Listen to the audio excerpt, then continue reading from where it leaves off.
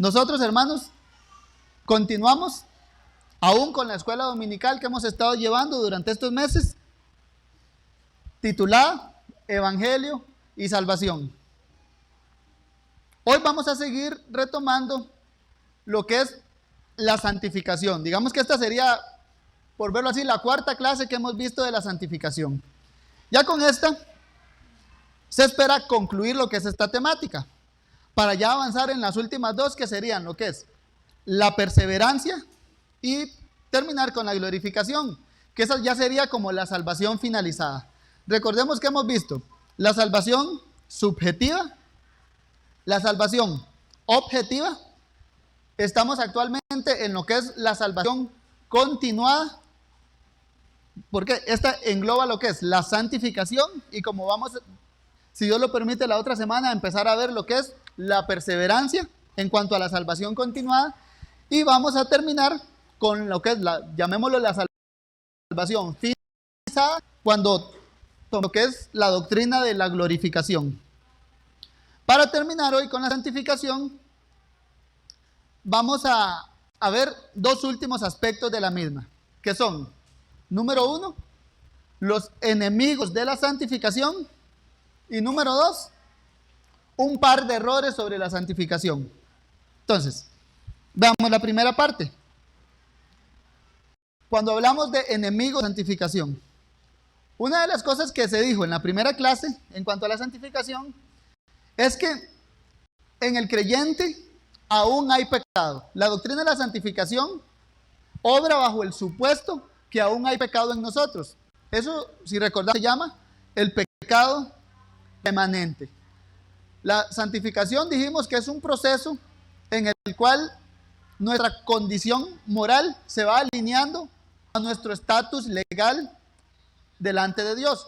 Poco a poco vamos siendo moralmente más justos. Es la idea de la santificación.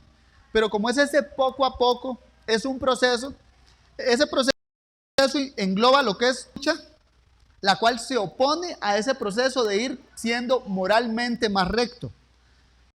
Y es en ese proceso entonces donde hay pecado en nosotros, donde hay esa constante lucha entre nosotros y vamos a ver, y nuestros enemigos, donde se da como esa tensión de avanzo en la santificación, retrocedo en la santificación, y podemos decirlo así, es un tire y encoge, pero al final, como Dios obra en nosotros, la santificación siempre sale, digamos, ganando en esa batalla. Entonces, ¿qué con esos enemigos? Como actualmente hay pecado en nosotros, tradicionalmente se califica a estos tres enemigos de la santificación, o se les da el nombre de el mundo, el demonio y la carne. Veamos que esos tres son los enemigos de cada creyente en su proceso de santificación. Veámoslos hasta en un orden distinto al que se los acabo de mencionar. Veámoslos en un orden lógico, que van a ser el demonio, el mundo y la carne. Así que veamos entonces sobre este primer enemigo, el demonio. ¿Por qué primero? Estoy diciendo que estoy tomando un orden lógico. El cabecilla principal de los enemigos de Dios. Cuando Dios creó el mundo, en el libro de Génesis, ¿dónde se ve el demonio? Bueno, en la entrada del pecado. Él como cabecilla, como el primer enemigo, viene entonces apareciendo aquí y estropeando, veámoslo así, la creación. ¿Por qué? ¿Por qué estropeando la creación?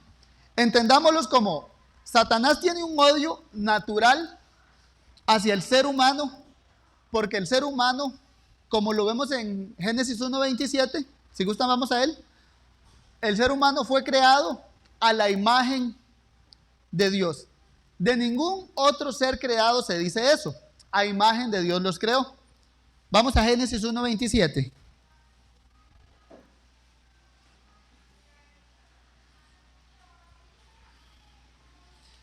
Dice así: y creó Dios al hombre a su imagen.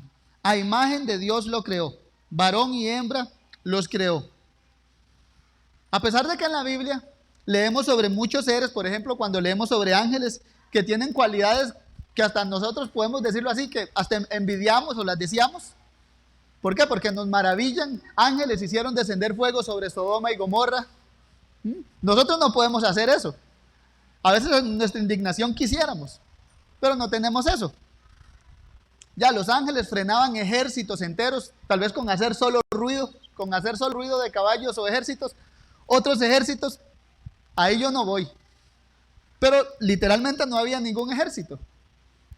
Ya existen esos seres que tienen esas cualidades muy particulares, que eran seres espirituales que se manifestaban como hombre y de un pronto a otro ya no estaban. Pero con respecto al hombre se dice esto: a imagen de Dios los creó. Estos seres, llamémoslos ángeles, que tienen estas cualidades particularmente maravillosas, no son llamados a imagen de Dios. Y de ahí que se desprende esa como envidia natural de Satanás. ¿Hacia qué? Hacia que él no es imagen de Dios, y por ende hay un odio natural hacia el ser humano. Y por otro lado hay otro odio que también se desprende de Satanás al ser humano. Cuando Hebreos nos dice que Dios quiso socorrer a la descendencia de Abraham, pero a los ángeles no. Ya, ángeles pecaron, hombres pecaron, ambos merecen la condenación, y Dios quiso salvar al hombre. ¿Por qué? Libremente le plació salvar al hombre. Los demonios a su justa condenación. Ahora, Satanás como cabecilla, entonces, veámoslo así, tiene ese odio particular al ser humano. Y desde el principio, ¿cómo empezó Satanás obrando? Con que Dios os ha dicho, cuestionando lo que Dios le ha dicho al ser humano sobre Dios mismo, ya cuestionando la revelación de Dios. Entonces, Satanás desde el inicio, como enemigo de nuestra santificación, como enemigo nuestro, hace sembrar dudas en el hombre en cuanto a la palabra de Dios. ¿Y eso por qué? Porque recordemos la oración de Jesús en Juan 17. Santifícalos en tu verdad, abres verdad. Entonces, ¿cómo obra Satanás como enemigo de nuestra santificación? Obra viniendo a nosotros y diciéndonos con que Dios os ha dicho. Y es ahí donde vemos cómo trabaja este enemigo. ¿Por qué? Porque Satanás lo que busca es que nosotros apartemos los ojos de lo que nos ha dicho, con su típico, con que Dios nos ha dicho, que nos llega de muchas maneras, vestido de ángel de luz posiblemente, como lo dice Pablo, porque nunca se presenta temible a todo su esplendor, pero sí se presenta con este objetivo claro, que apartemos los ojos de Cristo para que no vayamos siendo transformados de gloria en gloria, sino que pongamos nuestros ojos en cualquier otra cosa. Ahora, esto, tengámoslo así, estamos entonces en una batalla, ¿contra quién? Contra el diablo. Vayamos a Efesios 6.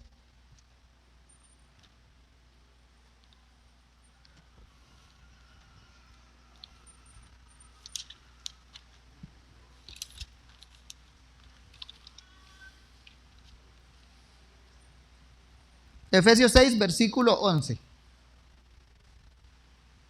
Dice así: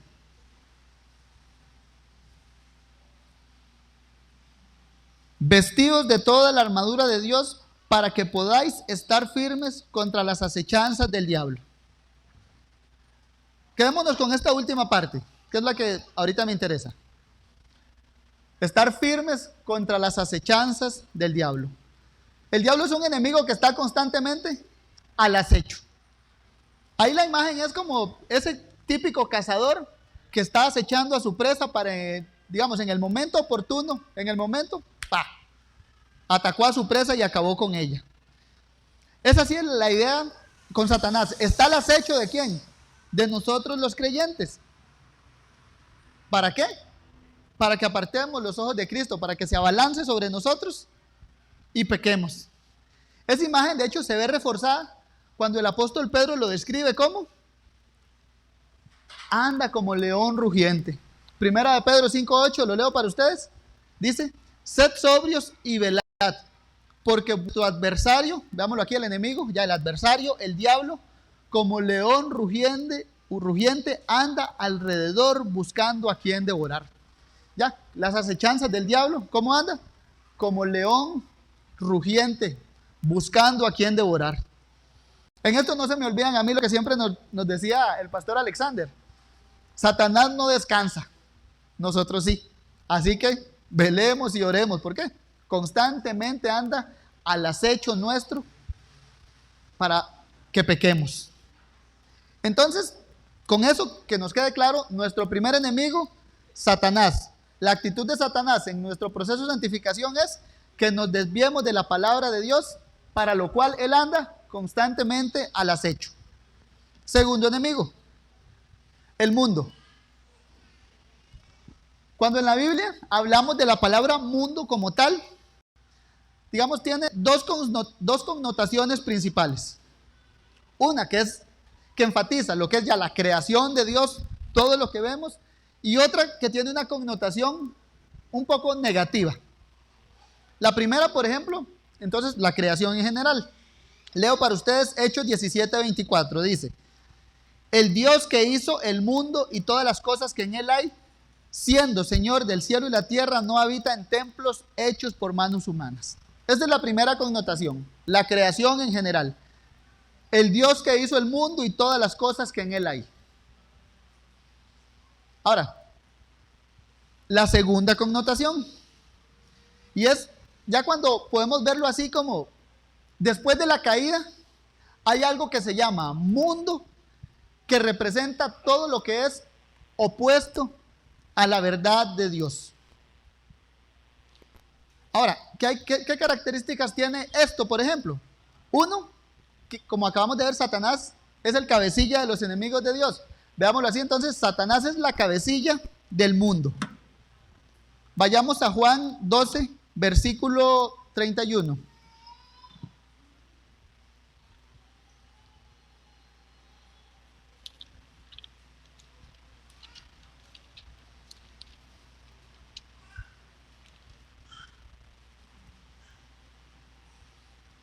Juan 12, versículo 31, dice así: ahora es el juicio de este mundo. Ahora el príncipe de este mundo será echado fuera. Entonces, este mundo tiene su líder, el príncipe de este mundo, dice aquí. Ya este sistema o este siglo o este mundo es capitaneado por Satanás. El enemigo del cristiano, que es Satanás, se vale del mundo caído. ¿Para qué? Para ponernos tropiezo. Vayamos ahí mismo a Juan 15, versículo 19. De hecho, el apóstol Juan es uno de esos que podemos decirlo así, donde podemos extraer la teología del mundo como tal. Juan 15, 19. Dice: si fuerais del mundo, el mundo amaría lo suyo. Pero ¿por qué no sois del mundo? Antes yo os elegí del mundo, por eso el mundo os aborrece. Veamos aquí esa connotación negativa.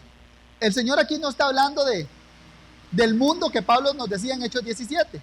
Es ya que Dios creó el mundo y todas las cosas que en el mundo hay. Bueno, nosotros en ese sentido estamos en el mundo. ¿Por qué? Como creación de Dios, todos habitamos en este mundo. Aquí Jesús usa ese otro énfasis negativo de la palabra mundo para decirle: si fuerais del mundo, el mundo amaría lo suyo. Pero ¿por qué no sois del mundo? Le está diciendo a su iglesia: el mundo os aborrece. Veámoslo así, el mundo aborrece entonces a la iglesia. Ya entendamos el mundo como ese sistema de cosas opuestas a Dios, que por ende va a ser opuesta a la iglesia, que es el reino de Dios aquí en la tierra. De ahí entonces se desprende que ¿qué? El mundo es nuestro enemigo. ¿Por qué? No pertenecemos al mundo, no amamos las cosas del mundo, no aprobamos las cosas del mundo. ¿Por qué? Porque lo que el mundo ama es el pecado. Lo que el mundo le encanta es seguir en rebelión con que Dios os ha dicho. No, para nada. Hagamos lo que hemos dicho, hagámonos nombre para nosotros mismos, recordando a Babel. Y de ahí, si fuerais del mundo, el mundo os amaría. Pero el mundo entonces es enemigo del creyente, y en el proceso de santificación, Satanás, capitaneando el mundo, lo usa ¿para qué? Para hacernos tropezar. En el mundo tendréis aflicción, Juan 16:33. pero confiad, yo he vencido al mundo. En esta batalla, entonces, por la santificación, tenemos la garantía de que vamos a tener aflicción. ¿Por qué? Porque nuestros intereses espirituales no los tiene el mundo. Y tenemos también la garantía de victoria. ¿Por qué? Porque yo he vencido al mundo. De hecho, la oración particular del Señor, que la hemos visto mucho, el versículo en particular, 17:17, santifícalos en tu verdad. El Señor lo da en ese contexto de, va antecedido por el mundo y lo sucede el mundo. Veamos aquí, leamos Juan 17 desde el versículo 15. Juan 17, verso 15 al 19. Dice así: no ruego que los quites del mundo, sino que los guardes del mal. No son del mundo, como tampoco yo soy del mundo. Santifícalos en tu verdad, tu palabra es verdad. Como tú me enviaste al mundo, así yo os he enviado al mundo. Y por ellos yo me santifico a mí mismo, para que también ellos sean santificados en la verdad. Veamos cómo la oración, santifícalos en tu verdad, está cargada de mundo, mundo, mundo, mundo. ¿Por qué? Porque el Señor entendía claramente que solo la palabra del Señor es la que nos va a guardar en medio de este mundo al cual no pertenecemos. Y así que no ruego que los quites del mundo, vamos a estar en este mundo, pero sí tenemos la garantía de que alguien ya oró por nosotros para ser guardados en este mundo. Ahora, Satanás, el mundo, lo usa, veámoslo así, para ponernos tentaciones atractivas a nuestra carne. Y es ahí donde entra el tercer enemigo del cristiano, la carne. Este, similar al mundo, es un término que también tiene dos connotaciones, una positiva y otra meramente negativa. Una es la carne, y entendámoslo como la parte visible o corporal del ser humano, esto, que todos lo tenemos. En ese sentido, ya, carne y hueso, como lo llamamos, carne y sangre. Hablando de Jesús, el autor de Hebreos dice, participó de carne y sangre. Ya, se hizo hombre. Ya, ese es un sentido normal y bueno de la palabra, carne. Pero también hay otro sentido que ya es meramente negativo, el cual, similar al mundo, denota, veámoslo así, lo que es la debilidad moral que todos tenemos al frente del pecado o en cuanto al pecado. Entendamos entonces ese término carne como nuestra debilidad ética delante de Dios. El teólogo bíblico Lat, él decía así: seguimos a los investigadores que entienden este uso ético de sarx, carne, como la referencia no a la materialidad física del ser humano ni a un elemento inferior en el mismo, sino a la persona como un todo, vista en su condición caída opuesta a Dios. Cuando se aplica esto al ámbito ético, se enfatiza la debilidad ética humana, o sea, su pecaminosidad delante de Dios. Entonces, carne, debilidad ética delante de Dios. Y ese es nuestro enemigo. ¿Por qué? Porque esta condición ética, vámonos así, es el centro de mando del pecado que aún mora en nosotros. Por eso los creyentes, todos lo entendemos, todos los que somos creyentes creo que tenemos eso claro, vivimos en una constante tensión interna. ¿Por qué? Porque por un lado queremos el bien y por otro lado está esa carne que aún desea el mal. Romanos 7:8, vayamos a él.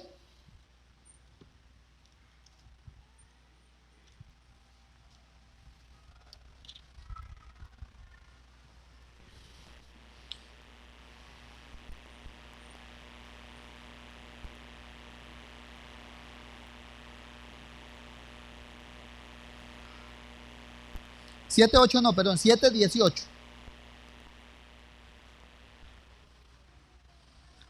Podemos leer desde el versículo 17. Dice: de manera que ya no soy yo quien hace aquello, sino el pecado que mora en mí. Y yo sé que en mí, esto es, en mi carne, no mora el bien, porque el querer el bien está en mí, pero no el hacerlo. 19, porque no hago el bien que quiero, sino el mal que no quiero, eso hago. ¿Entendamos eso? Entonces, ahí está, la batalla del cristiano.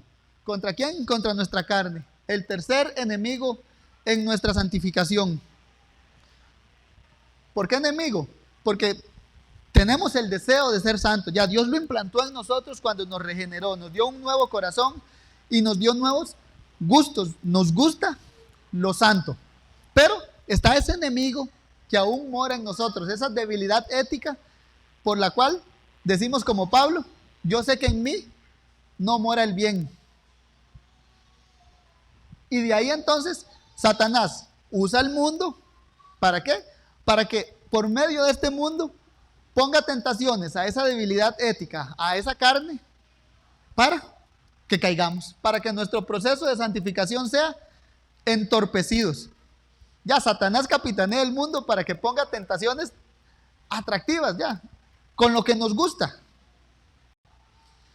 Ahora, hasta aquí con estos tres. Entonces, nuestros enemigos son Satanás, el mundo y nuestra carne. Ahora, ¿cómo luchamos esta batalla? Con lo que vimos también hace poco, con los medios objetivos, que eran los medios de gracia. ¿Por qué? Oramos, leemos la Biblia, ya tenemos compañerismo cristiano, y a través de eso, Dios aumenta nuestra fe. ¿Para qué? Para que sigamos siendo santificados. Es una lucha constante en la que nosotros tenemos entonces en esta vida. Como dice Pablo, más gracias sean dadas a Dios por Cristo Jesús, que Él nos ha dado la victoria. Porque si lo vemos meramente así, desde el lado negativo, creo que todos nos desanimamos. ¿Por qué? Satanás es más fuerte que yo. El mundo es más fuerte que yo. Y no puedo ni contra mi carne. Ya, pero Cristo Jesús nos da la victoria. Ahora, para terminar, veamos dos errores que se han dado en cuanto al entendimiento de la santificación.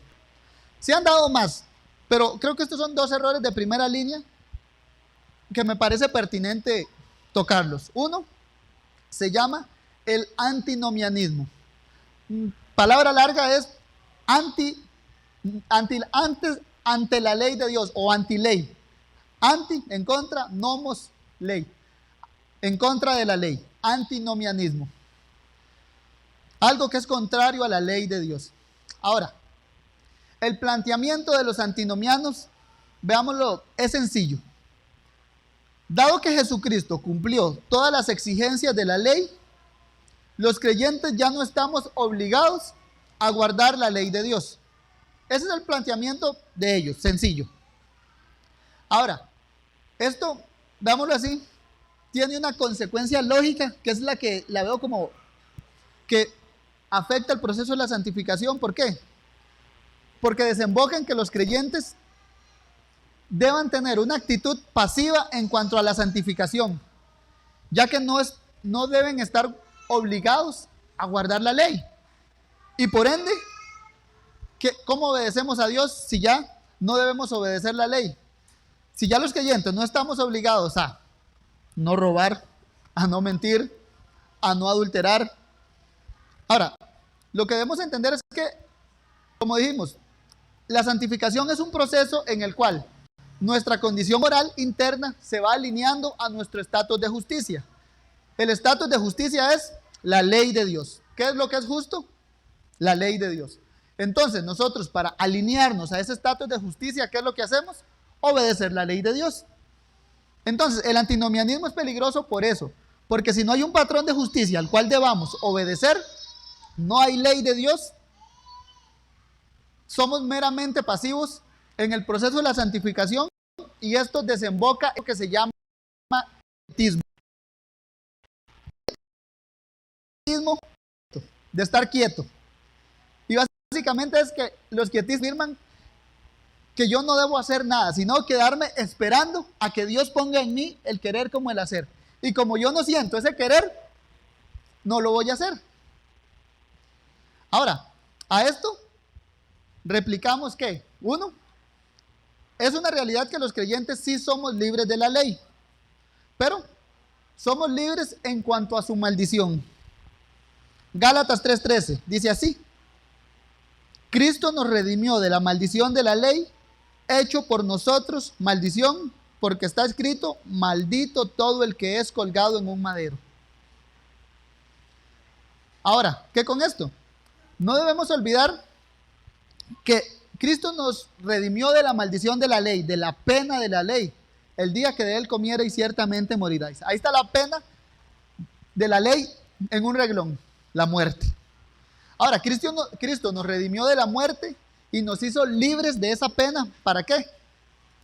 Para que ahora, con el Espíritu Santo dentro de nosotros, esa misma ley de Dios que ya no nos condena, fue escrita en nuestros corazones para que salga de nosotros el impulso natural de querer obedecer la ley de Dios. Ya no están en tablas de piedra, sino que ahora están escritas en el corazón del creyente. Entonces, del corazón del creyente, digamos, fluye naturalmente esa obediencia a la ley. Y fluye naturalmente ese desagrado de nosotros mismos cuando no estamos en conformidad a la ley de Dios. Otro error que se da con la santificación, digámoslo así, es el otro extremo. Un extremo es el quietismo. Me quedo quieto y no hago nada. No obedezco la ley de Dios, sino que me quedo pasivamente esperando a que Dios me santifique. Y el otro extremo, veámoslo así, es el perfeccionismo. Este sostiene que el creyente en esta vida puede llegar a estar totalmente libre de pecado. Y este también, digamos, tiene, tal vez entre nosotros, no, creo que no hay ninguno de nosotros que llegue a creer eso. Pero hay uno, tiene como un hijo malvado también, o un poco que disimula ser no tan malvado, veámoslo así. Y este lo podemos llamar el pietismo. Está el quietismo, que es me quedo quieto y no hago nada. Y el pietismo viene de piedad. Y ese es, yo voy a estar dele, que dele, que dele, que dele, que dele, solo orando y respirando. Y esta es la otra versión malvada o el otro error en cuanto a la santificación. ¿Por qué? Porque este va a desembocar en creyentes frustrados. ¿Por qué? Porque uno ve que la vida de oración de uno no es perfecta, por ejemplo, y ahí usted ya va a empezar a ver, ¿qué hago? Voy orando en el bus, voy orando mientras manejo, no voy a hacer X cosa, mejor me quedo orando en mi casa. Hay cierta actividad, qué malvados los que se van a cierta actividad, yo mejor me quedo aquí orando. Y el pietismo desemboca en eso, en cristianos legalistas, cristianos que critican lo que los demás hacen, y en cristianos meramente frustrados porque van a ver que su vida no se ajusta a la misma carga que ellos se ponen.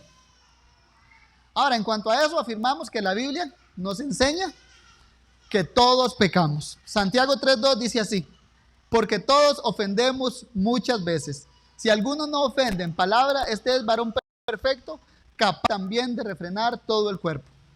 Quedémonos con la primera parte. Veámoslo aquí, Santiago, inspirado por el Espíritu, lo que escribió no tiene falla, pero él mismo se incluye, porque todos ofendemos muchas veces. Este hombre que escribió ese lo de la Biblia, ofendió muchas veces, N veces a sus hermanos, porque todos ofendemos muchas veces. Y este testimonio bíblico creo que para nosotros no hay duda que es reforzado por toda la narrativa bíblica. ¿Por qué? Abraham, ¿qué pasó? Pecó. Jacob, pecó. Pedro, pecó. Pablo, pecó. Mencionemos cualquier nombre que no sea el de Jesús y vamos a decir, pecó. Con esto entonces, ¿qué es lo que quiero que nos quede claro? Entender el proceso de santificación, como lo hemos visto, nos va a guardar del antinomianismo, de despreciar la ley de Dios. Más bien la amamos porque está escrita en nuestro corazón y la obedecemos, veámoslo así, o tenemos esa intención natural de obedecerla. Y por otro lado nos guarda del pietismo, ¿Por qué? Porque sabemos que no es en nuestras fuerzas, sino teniendo fe en el Señor Jesucristo, es el que Él nos va transformando de gloria en gloria. ¿Debemos ser activos? Sí, amén. ¿Por qué? Porque es una lucha. En una lucha no nos quedamos esperando a que nos den ganas de luchar. No. Vemos la gran necesidad que hay de luchar contra el pecado y suplicamos al Señor que nos ayude. Y esto sería por hoy, mis hermanos. Si tienen dudas o preguntas, me las pueden hacer llegar y estamos para servirles.